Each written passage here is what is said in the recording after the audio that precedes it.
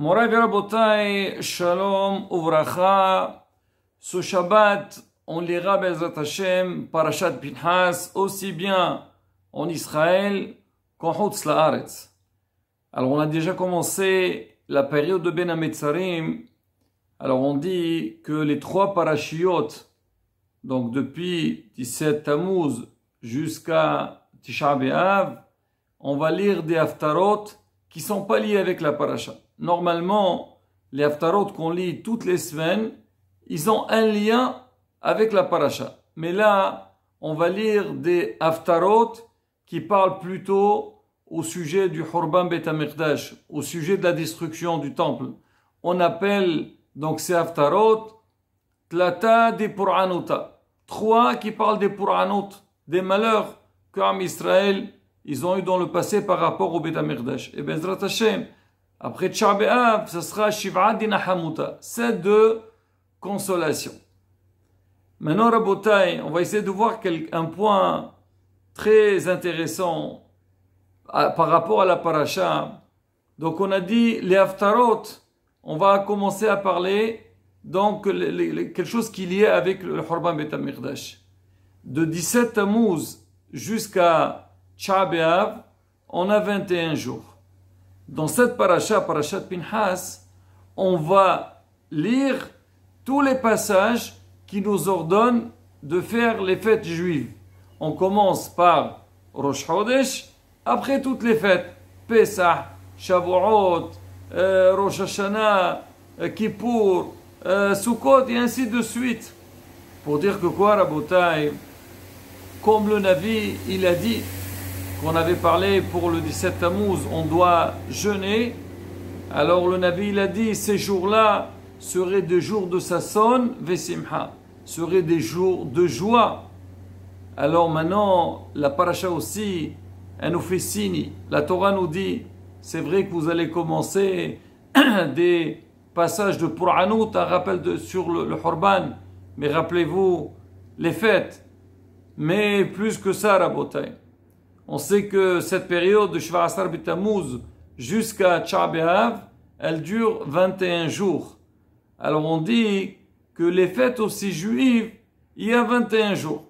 Alors il y a beaucoup d'explications. Une des explications, on sait que nous on a Shlosha Regalim, on a 3 fêtes.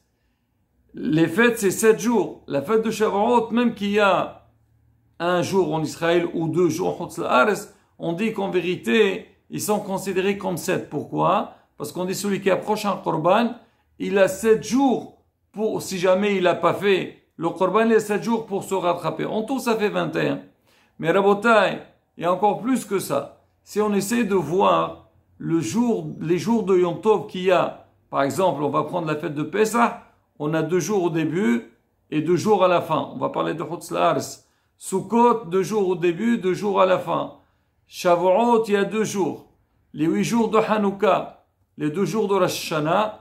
Si on fait le compte Rabotai, ça fait 21 jours. Pour dire que quoi? Que ces jours-là, que malheureusement pour le moment, ils sont considérés comme des jours de Tsar, alors Bezat Hashem, ils seront transformés en jours de fête. C'est ce qu'on dit, Ach Tov l'Israël.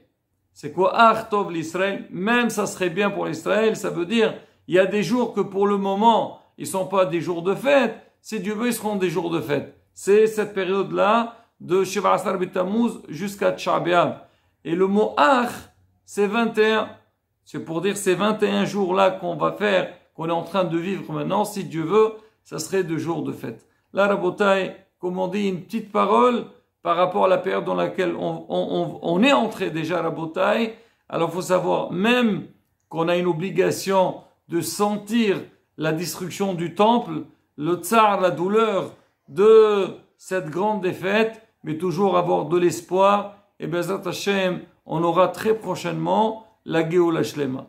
On va dire un petit mot sur la paracha et on va parler un des korbanot que l'Am Israël doivent apporter, c'est le korban quotidien. On a dit à Rosh Chodesh. Et donc, il y a aussi tous les jours. Kash Baruch, il a demandé que tous les jours, on doit amener un korban. Rabotai, si on voit un petit peu le langage que Hachem il a utilisé pour qu'on amène un korban pour lui. Hachem il a dit, il dit à Moshe, et korbani lahmi. Comme si Hachem il dit, regardez, vous allez amener un korban qui sera mon pain à moi. Ça veut dire, hasve shalom. Comme si c'est ça, c'est avec ça que vous allez me nourrir. Ça veut dire, c'est un cadeau que vous devez m'approcher. Rabotai, si on réfléchit un petit peu, Hachem il demande qu'on lui apporte quelque chose. On sait que Hachem, Hachem il est présent dans le monde, partout dans le monde. Maintenant, quand des fois quelqu'un il te demande, il te dit, tu sais, tu dois amener un cadeau à quelqu'un, alors, en général, on va donner un cadeau par rapport à la personne. Il faut que ça soit comme on dit à Purim, quand tu vas faire Mishloach Manot, si tu vas envoyer à quelqu'un, alors il faut voir de qui il s'agit, comme ça faire quelque chose de présentable, quelque chose de mechoubad. Alors là aussi, Rabotai, quand on va dire Hachem, il va nous demander de lui amener quelque chose, alors on doit se dire, Hachem va amener quelque chose de très grand. Mais Rabotai, qu'est-ce qu'il dit à Kadosh Baruch Hu? Je voudrais que vous amenez 2 korbanot quotidiens. Vous amenez le matin, c'est ce qu'on fait aujourd'hui les tfilot. Donc, il y a korban shel shahar, korban shel ben arbaim. Et ta kevesechat ta'aseh baboker, ou et ta kevesechinit ta'aseh ben arbaim. 2, on amène 2 moutons par jour. Et là, Rabotai, la question se pose. Comment c'est possible? Akadosh Baruch Hu, c'est vrai s'il le demande, lui n'a pas besoin, mais il le fait par rapport à nous, que nous on va faire un geste vis-à-vis pour Hachem, il faut quand même ça laisse un message pour nous. Donc c'est quoi le message qui est derrière ça? Et surtout, c'est marqué, on sait que le korbanot, c'est marqué qu'à l'époque de Beth HaMikdash, quand un homme il faute, il amène un korban, le korban il est mechaper alav, il pardonne. Et c'est rapporté que korban atamid, le sacrifice journalier, alors lui, il nettoie les péchés de Am Israël. Alors, Bémet, on va essayer de voir qu'est-ce qu'il y a de spécial dans ce korban-là, amener 2 moutons par jour, et grâce à ça, on peut arriver à enlever tous nos péchés. Alors, c'est quoi, Rabotai, quel message qu'il y a derrière ça? Rabotai, écoutez le message, mais vraiment quelque chose qui doit rester gravé dans notre esprit et dans tous les domaines de la vie. Hachem, qu'est-ce qu'il demande? Bien sûr qu'Hachem, tout ce qu'on peut lui apporter, c'est pas suffisant. Mais Hachem, il demande une seule chose. Il veut une régularité. Il veut que l'homme, il soit régulier. Et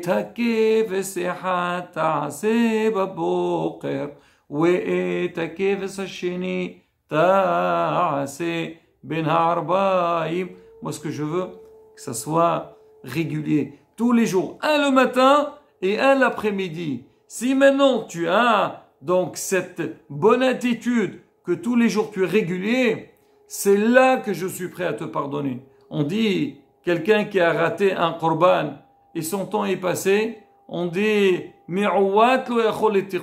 ça y est, ça a été raté, on ne peut plus rattraper. Le jour est passé, c'est fini. Va chercher autre chose. Mais quoi qu'il arrive, ce qui est destiné pour aujourd'hui, c'est aujourd'hui que tu dois le faire. Hachem, il demande à l'homme, il lui dit, toi, tu veux me servir.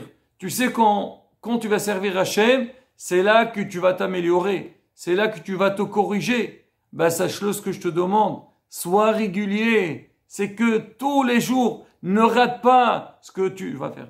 Et bien, Maître Rabotai, si on réfléchit, on voit, c'est vrai par rapport au Korban, au sacrifice, Hachem, il veut la régularité. Même dans la vie. Quand est-ce qu'on peut reconnaître une personne et on dit que cette personne, c'est une personne de qualité? C'est qu'on voit, c'est pas une personne qui monte là comme la musique, comme la bourse, une fois en haut, une fois en bas. Non!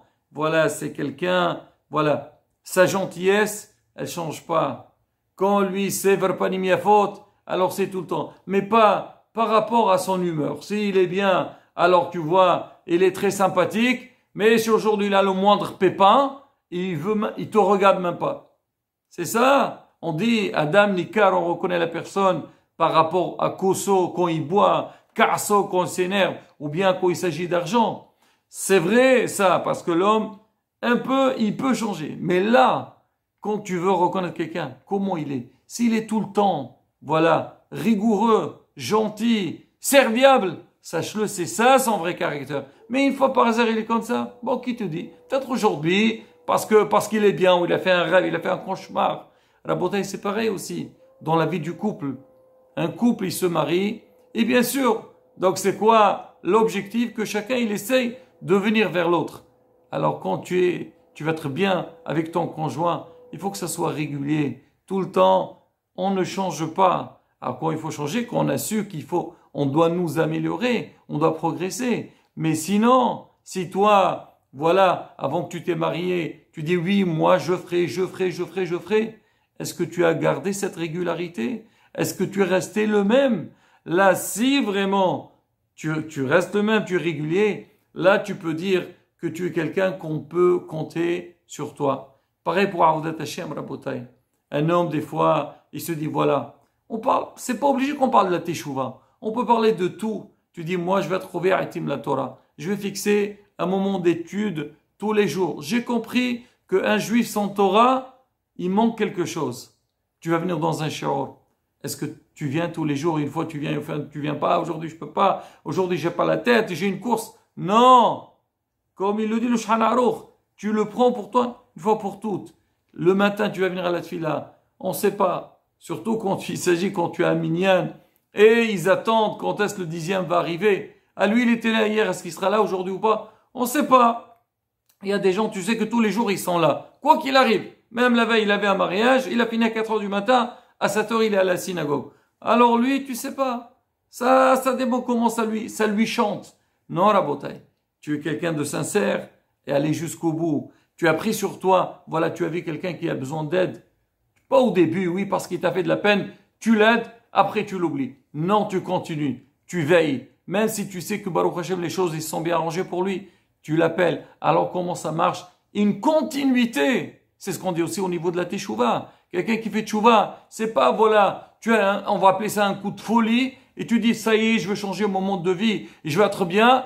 Et une fois que tu es dedans, ça y est, tu entres dans la routine. Non, c'est que vraiment, voilà, j'ai pris sur moi, je continue et je suis régulier dans tout ça. Et Rabotai, c'est ça le vrai message. Ici, ce que Hachem attend de nous. Hachem, quand il voit le matin, on dit, Anima le chemin, oui, on le veut. C'est pas comme quelqu'un te dit, s'il peut attendre un petit peu parce qu'il y a une belle affaire à faire, je finis l'affaire, après, on verra où je me marie, après on verra. Non, c'est que, voilà, on va jusqu'au bout.